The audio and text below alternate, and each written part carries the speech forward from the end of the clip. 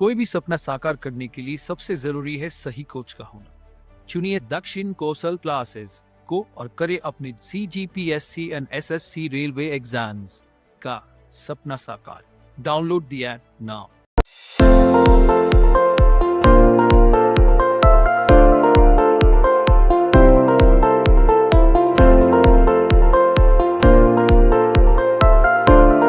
चलिए फिर से आपका स्वागत है CGPSC आरंभ की इस क्लास में। आज हम लोग वर्ल्ड ज्योग्राफी का जो चैप्टर था उसको आगे हम डिस्कस यहाँ से करने वाले हैं।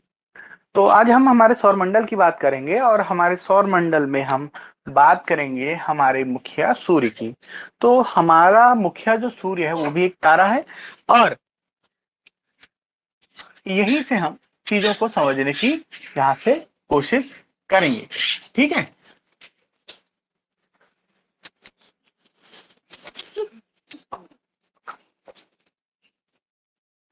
ठीक है।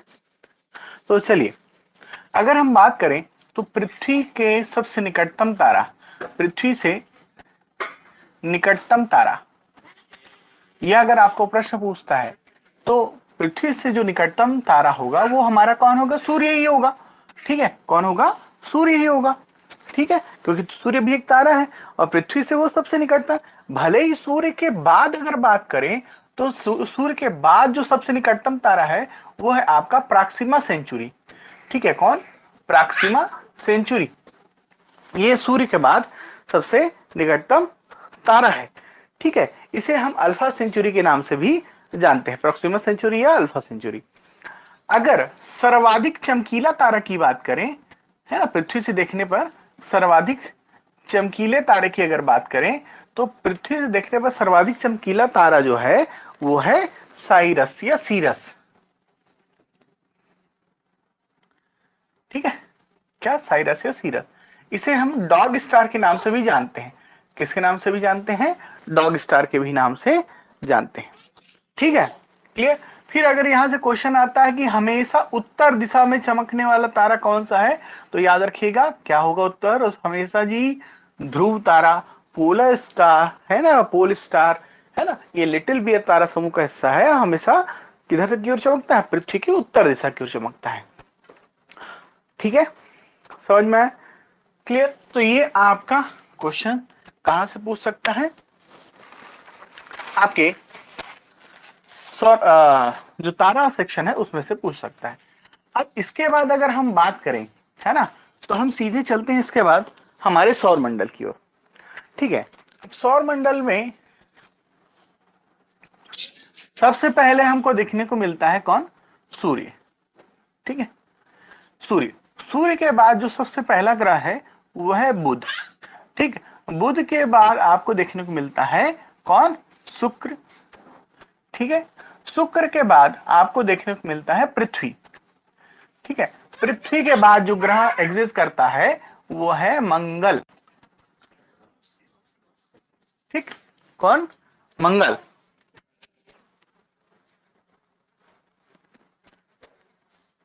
मंगल के बाद जो नेक्स्ट आपको ग्रह देखने को मिलता है वो है बृहस्पति। और बृहस्पति के बाद हम जानते हैं कौन कौन से हैं? शनि, है ना, अरुण और आपका वरुण। ठीक है, क्लियर। अरुण और वरुण। तो यह कुल 8 प्लैनेट एग्जिस्ट करते हैं। यहां पर कितने प्लैनेट है? 8 प्लैनेट। ठीक है, कितने प्लैनेट है? 8 प्लैनेट है। एक एक्स्ट्रा जो प्लैनेट था प्लूटो, उसको क्या कर दिया गया है? ग्रहों की श्रेणी से बाहर कर दिया गया है। ठीक है, क्लियर है। अब हम बात करेंगे हमारे सौरमंडल के तारों, ग्रहों, उपग्रहों, क्षुद्र ग्रहों, उल्कापिंड, धूमकेतु इत्यादि की। तो क्वेश्चन पूछा जाता है कि सौरमंडल का जनक किसे माना जाता है? तो देखो, सौरमंडल, हमारा जो सौरमंडल है वो बेसिकली हमारे, अगर सबसे बात की जाए हमारे सौरमंडल की, तो हमारे सौरमंडल का जनक कौन होगा? सूर्य होगा। लेकिन, है ना, क्योंकि सूर्य जो है हमारे सौरमंडल के केंद्र में है ना। ठीक है, लेकिन अगर बात की जाए सभी तारामंडलों की या सौर मंडलों की, तो उनका जनक कौन होता है? निहारिका होता है। ठीक है, क्लियर। अब चलिए सबसे पहले हम इसी सन के बारे में डिस्कस करेंगे, एक एक करके हर चीजों को क्लियर कर देंगे। तो ये सूर्य, तो सबसे पहले तो हम सूर्य की अगर बात कर रहे हैं,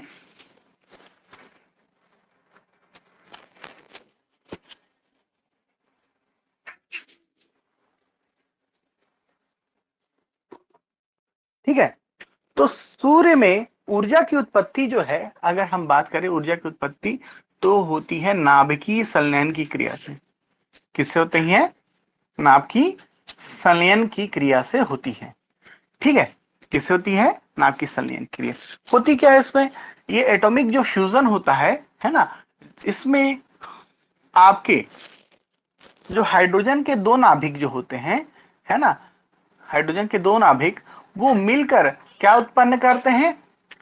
हीलियम उत्पन्न करते हैं, है ना। क्या उत्पन्न करते हैं? हीलियम उत्पन्न करते हैं। इसके अलावा बहुत सारी ऊर्जा विमुक्त होती है, तो ये नाभिकीय संलयन की क्रिया होती है। अब सूर्य हमको पता है कि भाई क्या है? गैसियस प्लैनेट है, गैसीय प्लैनेट, सॉरी, गैसीय पिंड है। ठीक है, गैस से बना हुआ है। ठीक है, तो क्वेश्चन पूछेगा कि बताइए सूर्य में हाइड्रोजन की मात्रा कितनी है? तो सूर्य में हाइड्रोजन की मात्रा है 71%। क्या है? 71%। वहीं पर हीलियम की मात्रा है 26.5%।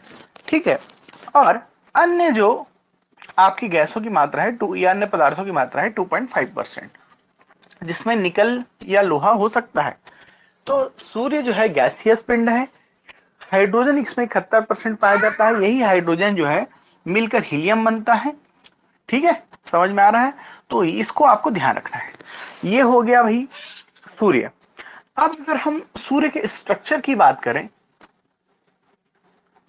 ठीक है, क्या स्ट्रक्चर, तो यहां से भी आपको क्वेश्चन देखने को मिलते हैं। तो देखो सूर्य से सबसे पहला जो क्वेश्चन आपको स्ट्रक्चर से देखने को मिलता है ना। देखो सूर्य का स्ट्रक्चर आप अगर देखने जाएं, तो अगर इस तरह से हम सूर्य को खोल दें, तो जो सबसे बाहरी भाग जो सूर्य का होता है वो होता है फोटोस्फीयर। ठीक है, तो क्वेश्चन पूछा जाता है कि सूर्य का वह भाग जो हमें आंखों से दिखाई देता है, किससे दिखाई देता है? हम आंख से क्या कर सकते हैं? देख सकते हैं। ये क्वेश्चन पूछा जाता है कि सूर्य का वह भाग जो आंख से दिखाई देता है उसे कहते हैं प्रकाश मंडल। क्या कहते हैं? प्रकाश मंडल। ठीक है, इंग्लिश में क्या कहते हैं इसको? फोटोस्फीयर कहते हैं। क्या कहते हैं? फोटोस्फीयर। इस फोटोस्फीयर का तापमान जो होता है 5500 डिग्री सेल्सियस होता है। देखो सोचो, सिर्फ फोटोस्फीयर का तापमान 5500 डिग्री सेल्सियस है। फिर क्वेश्चन पूछा जाता है सूर्य का बाहरी भाग जो हमें किस समय दिखाई देता है? सूर्य ग्रहण के समय दिखाई देता है। ठीक है, तो सूर्य ग्रहण के समय जो भाग दिखाई देता है उसे हम कहते हैं कोरोना या किरीट। क्या कहते हैं? कोरोना या किरीट। आपने देखा होगा कौन सी स्थिति? डायमंड रिंग वाली स्थिति। उस समय जो प्रकाशी भाग आपको किनारे दिखता है वही क्या है? कोरोना या किरीट कहलाता है। तो क्लियर होते चल रहा है कि वह भाग जो आंखों से आप देखते हैं प्रकाश मंडल, सूर्य ग्रहण के समय जो विभाग दिखाई देता है वो क्या कहलाता है? कोरोना या किरीट कहलाता है। ठीक है, फिर क्वेश्चन पूछता जाता है कि सूर्य के जो ये प्रकाश मंडल जो है ना, वहां से कभी कभी क्या निकलता है? सौर तूफान निकलता है। क्या निकलता है? सौर तूफान निकलता है। ठीक है, क्या निकलता है? सोलर फ्लेयर, सौर ज्वार, जो भी कहो आप, है ना। तो ये सौर ज्वाला जो निकलती है ना, ये अंतरिक्ष में चली जाती है। क्या चली जाती है? कहां चली जाती है? अंतरिक्ष में। सौर तूफान नहीं, सौर ज्वाला, है ना। तो सौर ज्वाला अलग है। तो सौर ज्वाला जो निकलती है वो अंतरिक्ष में चली जाती है, और जब वह हमारे वायुमंडल से टकराती है तो वहां पर क्या होती है? टकराने के कारण क्या करती है? रंगीन प्रकाश उत्पन्न करती है। रंगीन, ये कब किससे टकराएगी? वायुमंडल से टकराएगी। पृथ्वी के किससे? पृथ्वी के वायुमंडल से टकराएगी, और यहां पर क्या? रंगीन लाइट निकलेगी। इसे ही हम क्या कहते हैं? अरोरा। क्या कहते हैं, अरोरा, है ना। अब अगर उत्तरी ध्रुव में यह देखने को मिलता है तो अरोरा क्या कहलाता है, बोरियलिस कहलाता है, यही क्वेश्चन पूछा जाता है ना। उत्तरी ध्रुव में क्या दिखाई देता है, अरोरा बोरियलिस, और दक्षिणी ध्रुव में अरोरा ऑस्ट्रेलिस। ठीक है, तो अरोरा बोरियलिस उत्तरी ध्रुव और दक्षिणी ध्रुव में अरोरा ऑस्ट्रेलिस। ठीक है, क्लियर। फिर इसके बाद क्वेश्चन आता है कि भाई सन स्पॉट क्या है, सौर कलंक क्या है। क्या, सौर कलंक, देखो सौर कलंक है ना, ठीक है, या सौर धब्बे या सन स्पॉट्स सूर्य में वह क्षेत्र होते हैं जहां पर क्या हो वहां पर सौर तूफान उत्पन्न हुआ हो, और वहां से क्या, वहां का ग्रेविटेशनल फोर्स वहां से निकल के चला गया हो, कहीं तूफानों के रूप में चले गया हो। ठीक है, ठीक है, तो जहां से सौर ज्वार या ज्वाला या तूफान निकलती दिखाई देती है आपको, वही सौर कलंक कहलाते हैं। ये ब्लैक स्पॉट्स होते हैं, वहां टेम्परेचर हमेशा थोड़ा सा डाउन होता है। अब देखो यहां से बेसिकली क्वेश्चन क्या आता है कि भैया बताइए सौर कलंक का बाहरी भाग क्या कहलाता है, आंतरिक भाग क्या कहलाता है। ठीक है, आंतरिक भाग और बाहरी भाग क्या कहलाता है, किसी को पता है क्या। देखो अम्ब्रा सौर कलंक का केंद्रीय भाग कहलाता है, और बाहरी भाग क्या कहलाता है, पेनुम्ब्रा। क्या कहलाता है, पेनुम्ब्रा। सौर कलंक का केंद्रीय भाग अम्ब्रा कहलाता है, और बाहरी भाग क्या कहलाता है, पेनुम्ब्रा कहलाता है। फिर क्या होता है, सौर कलंक का एक चक्र होता है 22 वर्ष का, तो 11 वर्ष जो है इसकी संख्या बढ़ती है, सौर कलंकों की संख्या बढ़ती है सूर्य में, और 11 वर्ष में क्या होती है, सौर कलंकों की संख्या घटती है। ठीक है, और जब यही सौर कलंक से जो तूफान उत्पन्न होते हैं, ये तूफान जो है ये क्या करते हैं, जो बेतार संचार है पृथ्वी का, उसको क्या करते हैं, सैटेलाइट संचार जो है उसको क्या करते हैं, प्रभावित करते हैं। क्या करते हैं, प्रभावित करते हैं। इतना उनका जो आपका चुंबकत्व तो है वो इतना स्ट्रांग होता है कि वो क्या कर देते हैं, बेतार माध्यम को प्रभावित कर देते हैं, बेतार संचार को, किनके, पृथ्वी का। ठीक है, क्लियर। तो ये 11 वर्ष में बढ़ते हैं, 11 वर्ष में घटते हैं। अभी इसी इसी जो बेतार संचार को प्रभावित करने वाला जो सौर तूफान उठता है, इसी की जांच के लिए हमने एक उपग्रह भेजा है जिसका नाम है आदित्य L1। क्या नाम है, आदित्य L1, है ना। ठीक है,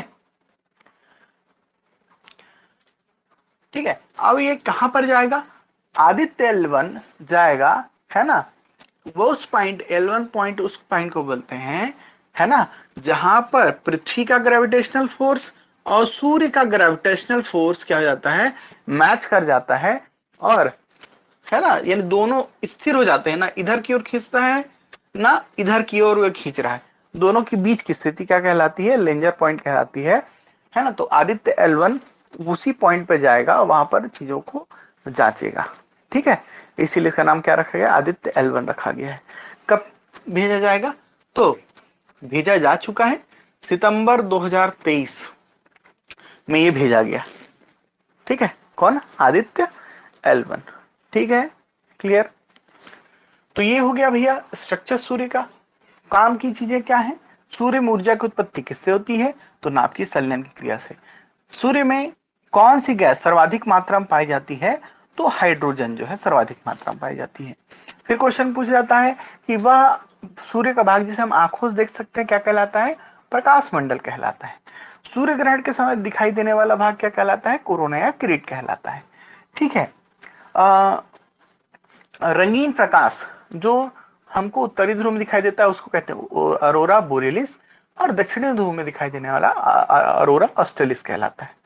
सौर कलंक का जीवन चक्र 22 वर्षों का होता है, 11 वर्ष में ये बढ़ते हैं, 11 वर्ष में घटते हैं।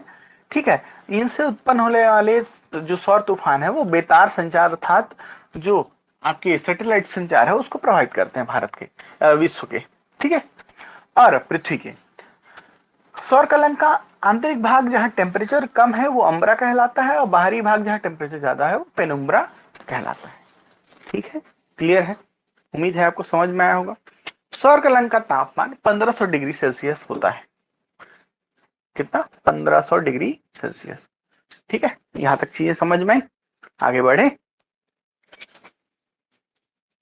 अब हम सूर्य में घूर्णन और प्रतिक्रमण की बात करेंगे यहां पर।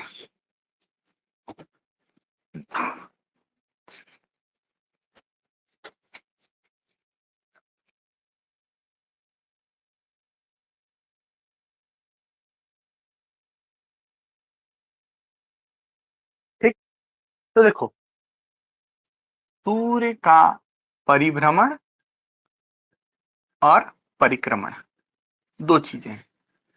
परिक्रमण किसको कहते हैं? तो रोटेशन क्या कहलाता है? परिभ्रमण कहलाता है। क्या कहलाता है? परिभ्रमण कहलाता है। और जबकि रिवॉल्यूशन क्या कहलाता है? परिक्रमण कहलाता है।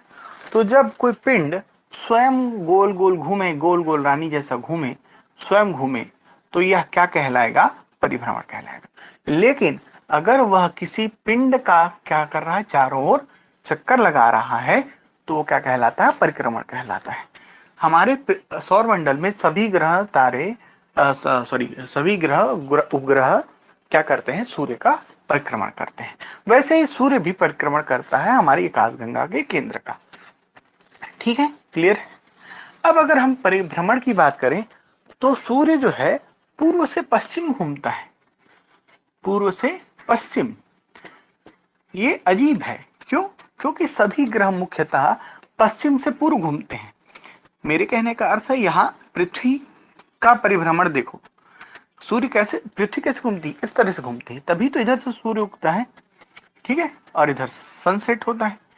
लेकिन सूर्य क्या करता है? पश्चिम से पूर्व की ओर घूमता है, ऐसे घूमता है। ठीक है, क्लियर? समझ में आ रहा है बात? तो ये क्वेश्चन पूछेगा कि सूर्य कैसे परिभ्रमण करता है, तो पश्चिम से पूर्व की ओर, पूर्व से पश्चिम की ओर। क्लियर? और इस दौरान वो परिभ्रमण के दौरान अपने कितने सॉरी, फिर उसके बाद नेक्स्ट चीज है क्या? परिक्रमण। तो सूर्य जो है किसकी परिक्रमा करता है? आकाशगंगा के केंद्र की परिक्रमा करता है। ठीक है, आकाशगंगा के केंद्र की परिक्रमा करता है कौन? सूर्य। ठीक है, अब ये कितने समय परिक्रमा करता है? तो 25 करोड़ वर्ष लगते हैं इसको। कितने? 25 करोड़ वर्ष सूर्य को आकाशगंगा की केंद्र की परिक्रमा करने में। ठीक है, क्लियर? अब चलिए कुछ डेटा संबंधित फैक्ट है जो आपको क्वेश्चन इंपॉर्टेंट पूछे जा सकते हैं, वो मैं बताते जाता हूं।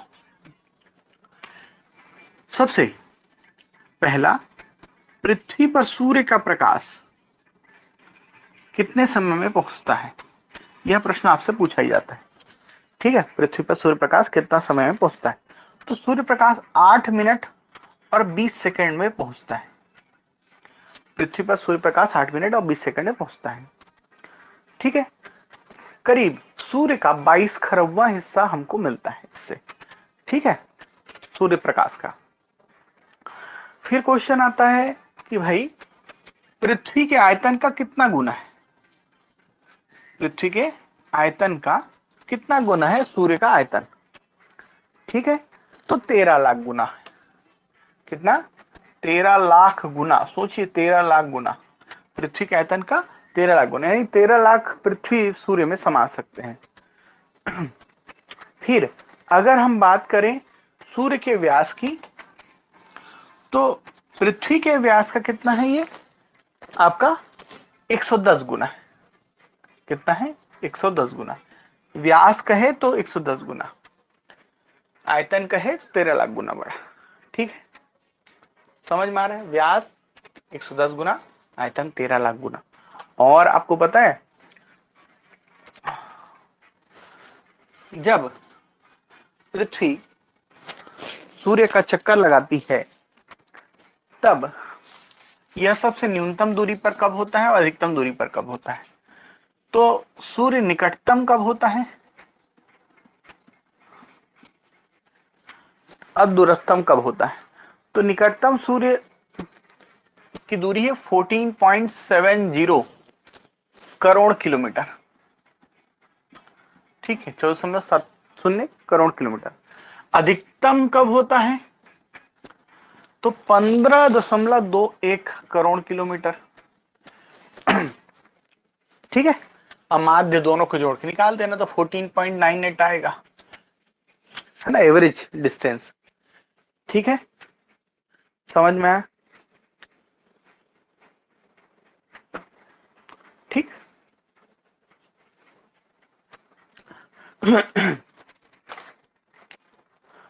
चलो, फिर आता है सूर्य की आयु कितनी है, एज कितनी है? तो सूर्य की आयु है 5 बिलियन ईयर। ठीक है, कितना? 5 बिलियन ईयर्स। ठीक, सामान्यतः एक तारे का जीवन 10 बिलियन वर्ष होता है। सूर्य ने अपनी आधी आयु पूरी कर ली है। ठीक है, 5 बिलियन वर्ष और सूर्य जिएगा, है ना, उसका समाप्त हो जाएगा। ठीक है,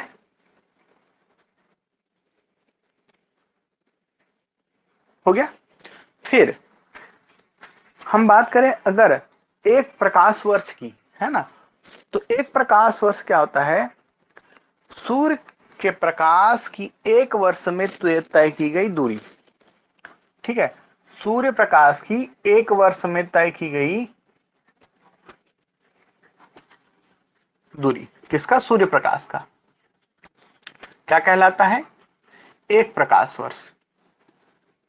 क्या? एक प्रकाश वर्ष कहलाता है। ठीक है, क्या? सूर्य के प्रकाश द्वारा एक वर्ष में तय की गई दूरी क्या कहलाता है? एक प्रकाश वर्ष कहलाता है। ठीक है, और वह कितना होता है? तो ये पूछा जाता है, तो ये याद रखिएगा, 9.45 गुणा 10 की घात 3 10 की घात 13 किलोमीटर। ठीक है, समझ में आया? हो गया। और एक पारसेक, जो दूरी की सबसे बड़ी इकाई है, वह है 3.6 प्रकाश वर्ष। एक पारसेक बराबर 3.6 प्रकाश वर्ष। ठीक है, क्लियर? तो हमने आज सूर्य के बारे में जाना। सूर्य जो है पूर्व से पश्चिम भ्रमण करता है, आकाश गंगा केंद्र की परिक्रमा 25 करोड़ वर्ष में पूरी करता है। सूर्य प्रकाश 8 मिनट 20 सेकंड में पृथ्वी पर पहुंचता है। सूर्य पृथ्वी के आयतन का 13 लाख गुना और व्यास का 110 गुना बड़ा है।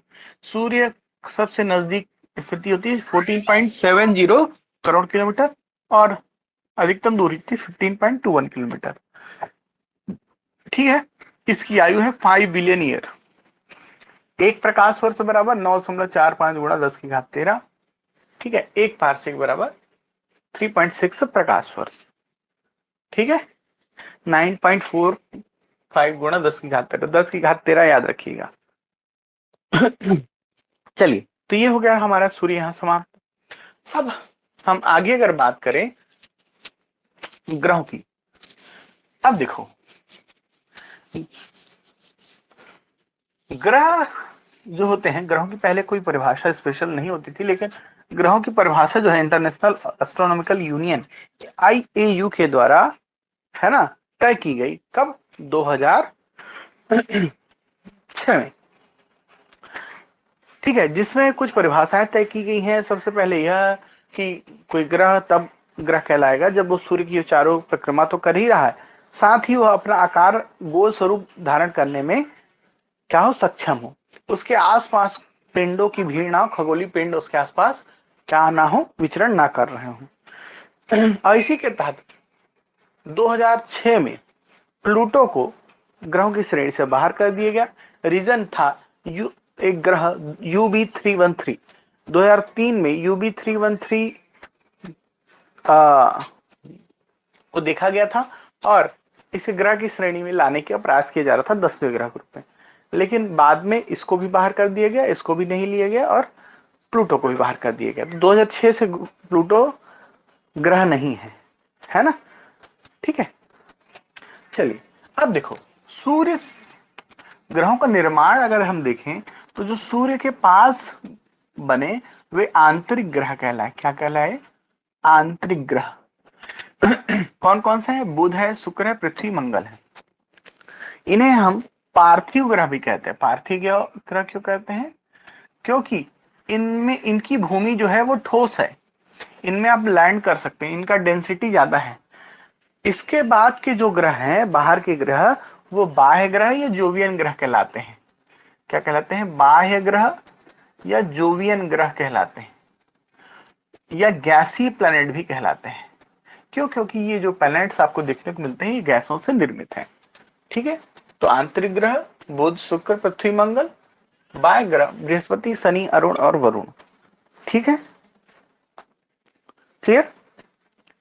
फिर एक वर्ड पूछता है गोल्डीलॉक्स जोन क्या है? गोल्डीलॉक्स जोन वह क्षेत्र होता है जहां पर क्या हो? जीवन हो, जहां पर पानी हो, उस क्षेत्र को गोल्डीलॉक्स जोन कहते हैं। अब देखो केपलर का नियम है ग्रहों के लिए, और कौन सा नियम है? क्या नियम है? ग्रहों की गति का नियम। इसके 3 नियम है। कौन कौन से? पहला है नियम law of orbit. Law of orbit, कक्षीय ग्रही कक्षा का नियम। ग्रही कक्षा का नियम क्या है? हर ग्रह की अपनी क्या होती है? एक कक्षा होती है और उसी में वो चक्कर लगाता है। दूसरा नियम कहता है क्षेत्रफल का नियम, law of area. Law of area. Law of area क्या है?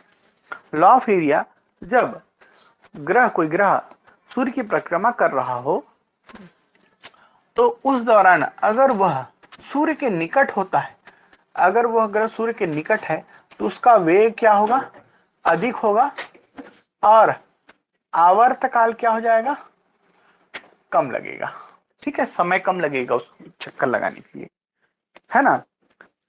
लेकिन इसी को आवर्त काल कहते हैं ना, लॉ ऑफ, क्या कहते हैं? Law of time period.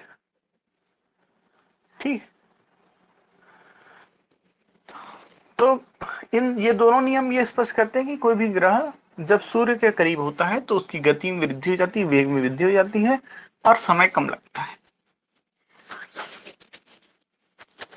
ठीक है, पर जब वह दूर हो तो उसको समय ज्यादा लगेगा, और कुछ नहीं है। ठीक है, अब चलो, अब अगर हम सौर मंडल के ग्रहों को एक एक करके देखने की कोशिश यहां पर करते हैं तो सबसे पहले हमको देखने को मिलता है बुध। ठीक है, अब देखो बुध से क्वेश्चन क्या क्या देखने को मिलेंगे आपको। बुध, ठीक है, सबसे पहले बात तो बुध जो है सबसे नजदीक का ग्रह है, सबसे नजदीकतम, सबसे निकटतम किसके? सूर्य के। क्या है? सबसे निकटतम है कौन? बुध। ठीक है, अब सूर्य के निकटतम है, इस कारण यहां इतनी गर्मी पड़ी कि यहाँ का एटमॉस्फेयर, यहाँ एटमॉस्फेयर नहीं है। कहा? बुध में। ठीक है, अब एटमॉस्फेयर नहीं है तो इससे होता क्या है कि जो सूर्य का सामने वाला साइड होता है वहां गर्मी अधिक होती है ना, और दूसरे साइड वाले क्षेत्र में रात्रि होती है, तो वहां पर क्या होता है?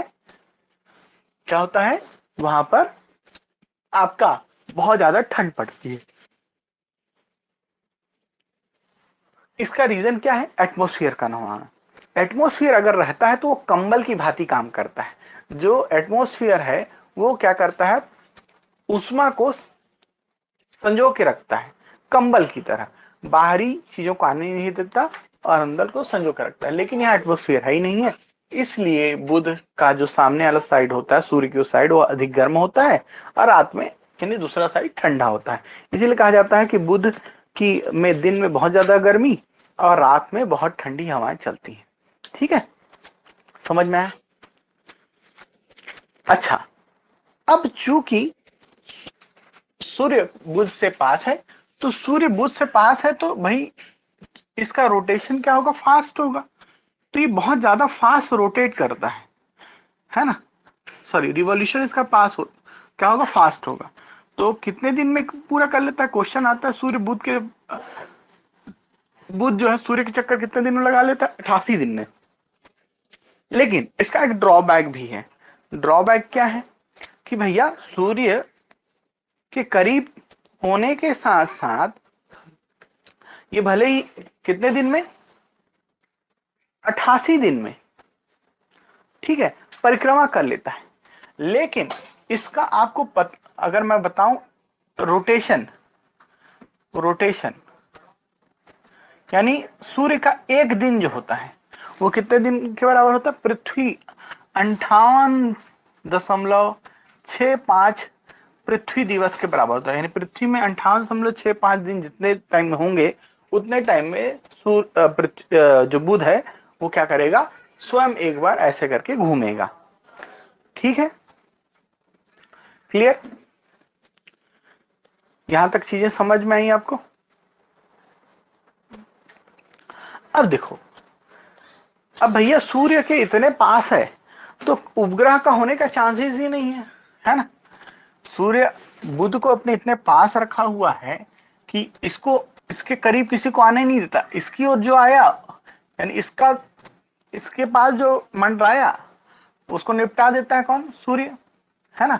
तो इसलिए इसका उपग्रह है ही नहीं, तो ना ही उपग्रह है ना, और ना ही एटमॉस्फेयर। ठीक है, समझ में आ रहा है, क्लियर है। तो इसके आसपास किसी को मंडराने ही नहीं देता सूर्य, तो नो एटमॉस्फेयर, है ना, नो सैटेलाइट प्लैनेट्स, है ना, समझ में आया। अच्छा, सूर्य के इतने करीब होने के कारण ये चमकता है रात को, और हमको सुबह शाम को ये देखने को मिल जाता है बुध। ठीक है, और कई बार इसे सूर्य की शुक्र की तरह भोर का तारा भी बोल देते हैं बुध को। अब देखो, मैंने बोला था कि इसमें एटमॉस्फेयर नहीं पाया जाता, इसीलिए रात ठंडी और दिन बहुत गर्म होती है। तो क्वेश्चन पूछता है विच प्लैनेट है मोस्ट वेरिएबल क्या टेम्परेचर, है ना, यानी सर्वाधिक तापांतर वाला ग्रह कौन सा है। तो सर्वाधिक तापांतर वाला ग्रह कौन सा है, बुध है। पास होते हुए भी दिन ठंडा, दिन गर्म और रात ठंडी होती, किसकी, बुध की। अब इसके अध्ययन के लिए हमने एक अभियान भेजा था, है ना। अब इसके लिए नहीं भेजा था, हमने भेजा था एक्चुअल में सूर्य के लिए, यूएसए ने भेजा था, जिसका नाम था मैरिनर 10। क्या, मैरिनर 10 नामक एक अभियान भेजा गया था बुध की जानकारी इकट्ठा करने को। ठीक है, तो क्वेश्चन पूछता है सर्वाधिक तापांतर वाला ग्रह तो कौन सा है, बुध है। ठीक है, टेम्परेचर दिन में अधिक होता है, रात में कम हो जाता है, बहुत कम, माइनस में चले जाता है। सबसे निकटतम ग्रह, सूर्य का चक्कर 88 दिन में लगाता है, खुद 58 दिन में घूमता है सूर्य के गुरुत्वाकर्षण से बंधे होने के कारण। इसका कोई भी उपग्रह नहीं है, किसका, बुध का। ठीक है, बुध बिल्कुल तब्बू की तरह है ना, और सूर्य अजय देवगन की तरह। तब्बू के किनारे किसी को फटके ही नहीं दिया अजय देवगन ने, वैसे ही सूर्य ने बुध के किनारे किसी को फटकने ही नहीं दिया, और कोई भी उपग्रह इसके आसपास नहीं है, इसीलिए बुध के पास ना ही एटमॉस्फेयर है। ठीक है, चलिए फिर उसके बाद हम नेक्स्ट जो ग्रह की बात करने वाले हैं वो है आपका शुक्र। ठीक, किसकी बात कर रहे हैं हम, शुक्र। शुक्र अर्थात क्या, वीनस। ठीक है, क्या, वीनस। ठीक है, तो शुक्र की बात कर रहे हैं हम। अभी हमने बात की किसकी, आपके मरकरी की। मरकरी के बाद कौन सी बात कर रहे हैं हम, वीनस, शुक्र की। शुक्र देखो, अगर हम सूर्य से नजदीकता की स्थिति में देखें तो सूर्य के सेकंड नंबर पर स्थित है कौन? शुक्र। ठीक है। अच्छा, आपको मैं बताऊं कि यह सूर्य की जो परिक्रमा है ना, वो कितने दिन में करता है? 225 दिन में कर लेता है। लेकिन बहुत ही अचरज की बात है कि इसमें, है ना, परिभ्रमण जो है या घूर्णन जो है, यानी एक दिन और रात का जो समय है 243 दिन के बराबर है। ठीक है, यानी 243 पृथ्वी दिवस में ये क्या करता है? सूर्य के चारों ओर घूमते हुए खुद एक चक्कर घूम जाता है गोल गोल रानी। कितने दिन में घूमता है? 243 दिन में। यानी सूर्य का एक दिन और रात कितने दिन के बराबर होता है? पृथ्वी के 243 दिन के बराबर होता है। सोचिए, 243 दिन में शुक्र जो है क्या करता है? एक बार घूमता है। जैसे पृथ्वी 24 घंटे में एक बार घूम जाती है, वैसे शुक्र को एक चक्कर घूमने में, अपने खुद एक चक्कर घूमने में, गोल गोल रानी घूमने में 243 दिन लगते हैं। यानी इससे क्या पता चलता है कि हमारे सौर मंडल में सबसे बड़ा दिन और रात कहां होता है? सबसे लंबे दिन रात होते हैं कहां? शुक्र में, है ना। सबसे लंबा दिन और रात कहां होगा? शुक्र पे होगा। ठीक है। अब देखो, इसका जो आकार है ना, आकार जो है पृथ्वी के आकार का है, पृथ्वी के समान है। इसीलिए इसको क्या कहते हैं? सिस्टर प्लैनेट कहते हैं पृथ्वी की, है ना। सिबलिंग कहते हैं, जुड़वा बहन कहलाती है ये पृथ्वी की, आकार में समान साइज होने के कारण। ठीक है। कौन? शुक्र। ठीक है। तो घनत्व, व्यास और आकार में सेम होने के कारण जुड़वा बहन कही जाती है पृथ्वी की। लेकिन यह जुड़वा बहन बहुत ही टॉक्सिक है। ठीक है। कैसे टॉक्सिक है? यहां पर पाए जाते हैं सल्फ्यूरिक अम्ल, यहां पर पाए जाते हैं एक्चुअल में। देखो, शुक्र का जो एक्चुअल में, मैं आपको पहले स्ट्रक्चर बताने की कोशिश करूं तो सूर्य के चारों इतना डेंस इसका क्या है? एटमॉस्फेयर है। एटमॉस्फेयर है शुक्र में। ठीक है। और इतना डेंस एटमॉस्फेयर है, वातावरण है, कि सूर्य का प्रकाश यहां पहुंच ही नहीं पाता, इसको भेद ही नहीं पाता। तो आप जैसे बादल, काले बादल घिर जाते हैं तो आपको जिस तरह की स्थिति दिखाई देती है, सेम वैसी एकदम भूरे कलर की स्थिति, डीम लाइट की स्थिति कहां है? शुक्र में है। अब चूंकि ऐसी स्थिति है और वहां पर सल्फ्यूरिक अम्ल की वर्षा होती है, एसिड वर्षा होती है कहां? ठीक है। कार्बन डाइऑक्साइड की अधिकता है, कार्बन डाई ऑक्साइड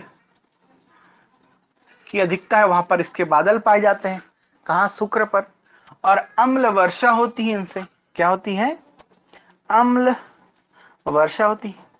अब देखो, ये दोनों जो चीजें, एक तो सूर्य से निकटता, क्या? निकटता सूर्य से, और दूसरी चीज डेंस एटमॉस्फेयर, ये दोनों सूर्य को ना क्या बनाती है? प्रेशर कुकर ग्रह बना देती है। तो जिस तरह आपको पता है ना, प्रेशर कुकर में खाना क्यों बनाते हैं? क्योंकि प्रेशर कुकर क्या कर देता है, जब ताप और दाब दोनों बढ़ जाता है तो किसी भी चीज का बॉइलिंग पॉइंट क्या हो जाता है? नीचे चला जाता है, वो बहुत तेजी से गर्म होता है ना। सेम चीज शुक्र में होती है। शुक्र में होता क्या है कि अधिक तापमान, सूर्य से नजदीकता के कारण अधिक तापमान यहाँ एटमॉस्फेयर को मिलता है, और चूंकि वो तापमान एटमॉस्फेयर एब्जॉर्ब कर लेता है ना, और निकल नहीं पाता है वायुमंडल के बाहर उसके ग्रह के, तो वहां जो स्थिति होती है वो कैसी होती है? प्रेशर कुकर वाली। इसीलिए इसको प्रेशर कुकर ग्रह कहते हैं। और इसी कारण अधिक ताप दाब के कारण प्रेशर कुकर तो ग्रह कहा ही जाता है, लेकिन डेंस एटमॉस्फेयर के कारण और निकटता के कारण यहां पर सर्वाधिक ताप पाया जाता है। तो क्वेश्चन पूछेगा, कौन सा ग्रह है जो सर्वाधिक गर्म ग्रह है? सर्वाधिक गर्म ग्रह, सबसे ज्यादा ताप वाला ग्रह, तो याद रखिएगा शुक्र है, ना कि बुध है। बुध दिन में क्या होता है, गर्म होता है, रात में ठंडा हो जाता है, लेकिन शुक्र जो है दिन रात सब में क्या रहता है, गर्म रहता है। अब मैंने बताया 243 दिन सूर्य के का एक चक्कर, सूर्य खुद एक चक्कर लगाने में लगता है, तो ऑलमोस्ट 120 डेज, 120 121.5 डेज, है ना। ये सोचो कि सूर्य के सम्मुख होता है, तो इतने दिन तक तो कोई व्यक्ति सामने, सूर्य के सामने गर्मी में आप खड़े हो जाओ, तो आप सोचो आपकी स्थिति क्या होगी, 12 घंटे खड़े हो जाओ तो। सेम इसकी स्थिति सोचो, शुक्र की स्थिति क्या होगी, तो अधिक बहुत ज्यादा गर्म हो जाता है। एटमॉस्फेयर चूंकि उसको निकलने नहीं देता टेम्परेचर को, तो अब्जॉर्ब कर लेता है, इसलिए सर्वाधिक, है ना, तापमान होता है इस ग्रह पर। ठीक है, समझ में आप प्रेशर कुकर जो कहते हैं, क्योंकि इसमें कार्बन डाइऑक्साइड के बादल पाए जाते हैं और अम्ल वर्षा होती है, एसिड रेन होता है। अगर यहाँ पर आप उतरे तो विद इन सेकेंड्स आप क्या हो जाएंगे, खत्म हो जाएंगे। कहा, शुक्र में जिंदा ही नहीं रह पाएंगे, क्योंकि कार्बन डाइऑक्साइड है और सल्फ्यूरिक अम्ल की वर्षा यहाँ पर हो रही है। 96%, आपको पता है 96% यहाँ पर कार्बन डाइऑक्साइड है। कहा, शुक्र में। ठीक है, क्लियर है। अब देखो, इसे सायं का तारा या भोर का तारा कहते हैं, जो पृथ्वी से चमकीला दिखाई देने वाला सबसे चमकीला ग्रह है यह। इसे सायं व भोर का तारा कहते हैं। क्यों? सूर्य चंद्रमा के बाद तीसरा ऐसा पिंड है ना, तीसरा ऐसा खगोलीय पिंड है जो हमको दिखाई देता है, नंगी आंखों से भी दिखाई देता है, शुक्र ग्रह, है ना। कौन? शुक्र ग्रह। ठीक है, सायं या भोर का तारा किसे कहते हैं, क्वेश्चन पूछेगा, सायं या भोर का तारा तो किसे कहते हैं, सायं या भोर का तारा, यानी भोर मीन्स मॉर्निंग स्टार और इवनिंग स्टार, है ना, किसे कहते हैं, शुक्र को कहते हैं। क्यों? क्योंकि भैया ये सूर्य और चंद्रमा के बाद तीसरा प्रकाशीय पिंड है। कौन? शुक्र। ठीक है, अब देखो तुम, मैं जब कार्बन डाइऑक्साइड बोला तो थोड़ा सा दिमाग और लगाइए इसमें कि भैया कार्बन डाइऑक्साइड आएगा कहां से। तो चूंकि यहाँ पर ज्वालामुखी पाए जाते हैं, क्या पाया जाता है, ज्वालामुखी, और ज्वालामुखी से उद्गार होते रहता है, तो यहाँ कार्बन डाइऑक्साइड बहुत ज्यादा निकलता है जो उसके एटमोस्फियर में फैल गया है। ठीक है, तो यहाँ पर कार्बन डाइऑक्साइड किस कारण है, ज्वालामुखी कारण। ठीक है, इस अब चूंकि सूर्य के सबसे करीब यह भी है, तो इसके पास भी क्या है, कोई भी सैटेलाइट प्लैनेट नहीं है, इसका पड़ोसी नहीं है, उपग्रह नहीं है, यहाँ उपग्रह नहीं पाया जाता। अच्छा, इसके बारे में दो तीन चीजें और। सबसे पहली चीज है कि भैया ये जो परिभ्रमण करता है ना, ठीक है, परिभ्रमण जो करता है ये सूर्य के भांति करता है। कैसे घूमता है? पूर्व से पश्चिम घूमता है। याद रखिए, सोलर सिस्टम में 3 ही ऐसे पिंड हैं जो पूर्व से पश्चिम घूमते हैं। एक है शुक्र, दूसरा है कौन आपका, सूर्य, और तीसरा है अरुण, यूरेनस। ठीक है, कौन कौन सा, सन, वीनस, यूरेनस। ठीक है, SVU या SUV, कोड याद रखिएगा, SUV, SUV, है ना, SUV, सन, यूरेनस, वीनस। ठीक है, तो सन, यूरेनस और वीनस जो है रोटेशन करते हैं पूर्व से पश्चिम, ईस्ट टू वेस्ट। ठीक है, समझ में आ रहा है बात। इसे थोड़ा घुमा के दक्षिणावर्त भी कह सकता है ना, दक्षिणावर्त क्या करते हैं, रोटेशन करते हैं। अब देखो, इस पर एक अभियान भेजा गया था, मैगेलन। कौन सा अभियान भेजा गया था? मैगेलन अभियान भेजा गया था। किस पर? शुक्र पर। ठीक है, अच्छा, एक क्वेश्चन पूछता है, थोड़ा दिमाग लगाना, पृथ्वी के सबसे निकटतम ग्रह कौन सा है? मंगल होगा कि शुक्र होगा? बहुत बच्चे इस पर कंफ्यूज होते हैं।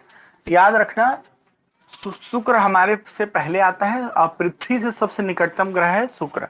लेकिन शुक्र के बजाय हम मंगल में इसीलिए गए क्योंकि शुक्र में जीवन संभव नहीं है, यह हमें पता है। जीवन संभव है कहाँ? मंगल में, क्योंकि उसका एटमॉस्फेयर थोड़ा थोड़ा ठीक है। ठीक है, समझ में आया? मंगल में इसीलिए हमने लैंड किया बजाय के शुक्र में। ठीक है, तो पृथ्वी से निकटतम है शुक्र, देन मंगल, याद रखिएगा। ठीक है, पृथ्वी से अगर निकटता की बात करें तो शुक्र पहले है, मंगल बाद में। तो क्वेश्चन देखो कहां कहां से आएगा। सबसे पहला, सूर्य कितने सूर्य की परिक्रमा कितने दिन करता है? 225 दिन। सबसे लंबे दिन रात वाला ग्रह तो शुक्र है। ठीक है, पृथ्वी की जुड़ावन किसे कहा जाता है? शुक्र कहा जाता है। प्रेशर कुकर ग्रह किसे कहा जाता है? तो सूर्य कहा जाता है, शुक्र कहा जाता है। अम्ल वर्षा कहाँ होती है? तो शुक्र में होती है। कौन सा ग्रह है जहां कार्बन डाइऑक्साइड की मात्रा उसके एटमोस्फेयर में बहुत ज्यादा है? तो शुक्र है। ठीक है, सायं या भोर का तारा किसे कहते हैं? तो शुक्र को कहते हैं। ठीक है जी, तो यहीं से इतना से शुक्र से क्वेश्चन आपको देखने को मिलेगा। ठीक है, मैंने सभी चीजों को थ्योरेटिकली, कॉन्सेप्चुअली और है ना डाटा के हिसाब से, है ना फैक्चुअली, मैंने यहां पर आपको समझाने की कोशिश की है। ठीक है, क्लियर है? चलिए अब आगे बढ़ते हैं। ठीक,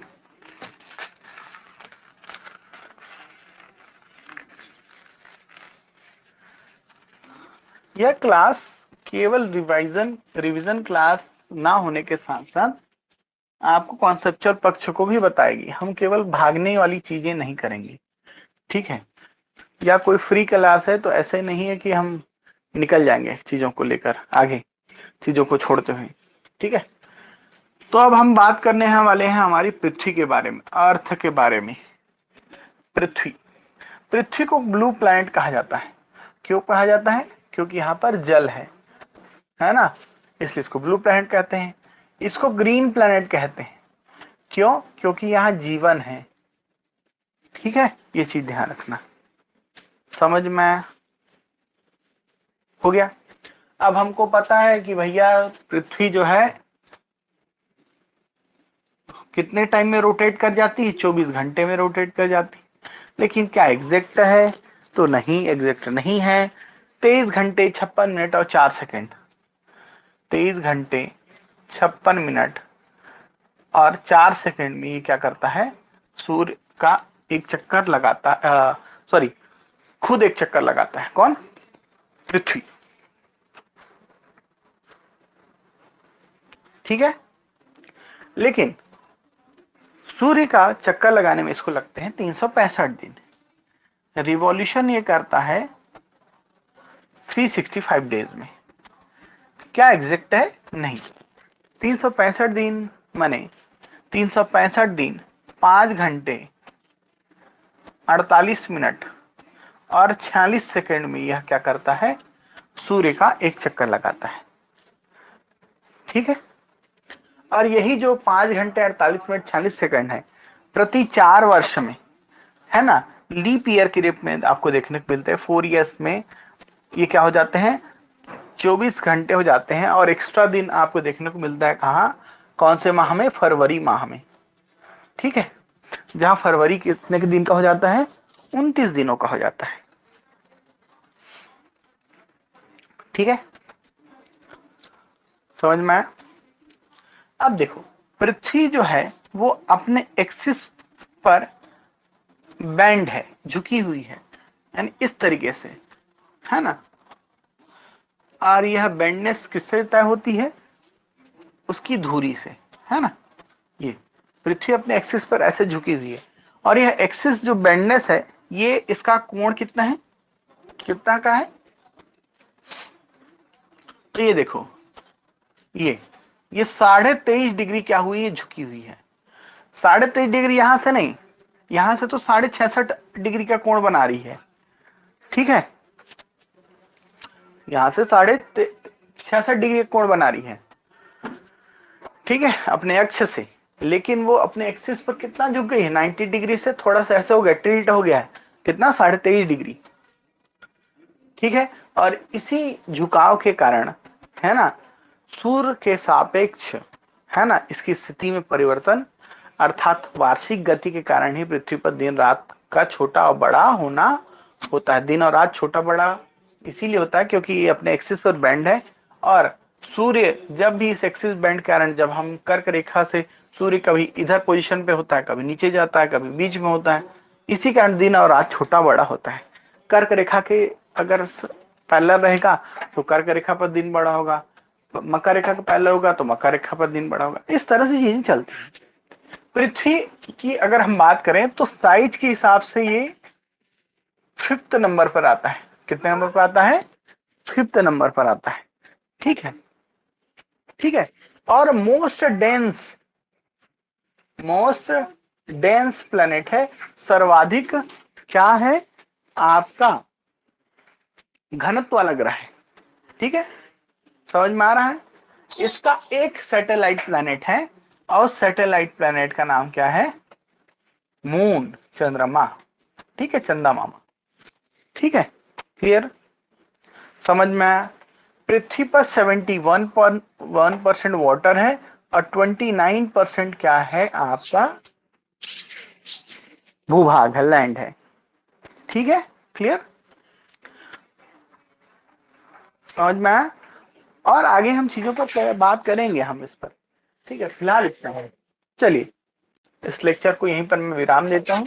नेक्स्ट वीडियो में हम सौरमंडल के बाकी ग्रहों को भी कवर करेंगे और जितने क्वेश्चन पॉसिबल होते हैं उस पर चर्चा करेंगे। ठीक है, चलिए।